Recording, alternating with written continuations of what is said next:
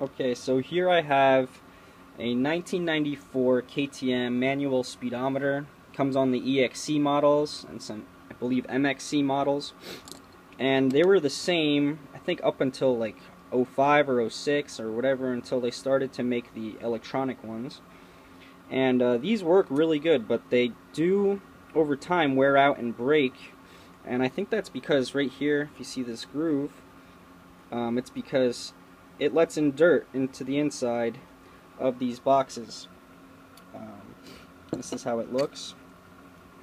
Anyways, what I had to do to take this apart, because it's a sealed unit, it's never supposed to come apart, but I said, wow, it's broken, so I'm going to take it apart anyways. Around here there was this lip, this ridge, and what I did was I just took a flathead screwdriver, like this, or maybe I used the bigger one, and I pried it off. And then once I pried it off, I noticed, oh, what else is holding it on? And obviously this dial here is holding it on as well. So I went along and it does unscrew. If you can unscrew yours, unscrew it. I just Loctited mine on so it won't unscrew later, but you can unscrew it. I think it's reverse threads on this. But I cut mine because I don't care. I was gonna throw this thing out anyways, but I cut it. Later I'm gonna use Make a Gasket RTV. I think Ultra Gray will work fine and blend in sort of good, and I'll put it there once I put this back together. But alright, let's get on to how I fixed this. And now, so these gears were all filled with sand and debris, and they loosened up over time.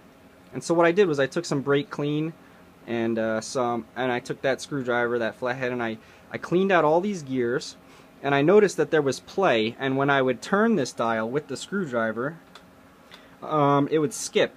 So right here it was skipping, and it wasn't, because it wasn't tight enough. So the tolerances obviously wore out, and it didn't operate properly anymore. So what I did was I just took channel locks, and now when you see that this long cylindrical gear here, it's held on just in place by these these clamps. It just clamped in like that. What I did was I just took channel locks and I just squeezed here, and the bottom together like that, and on both sides, and I reduced the tolerances. And now when I spin it, it works properly and works fine.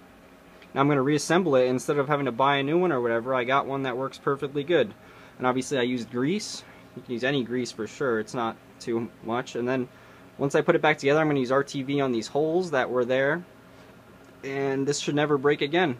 It's nice and greased up, and yeah.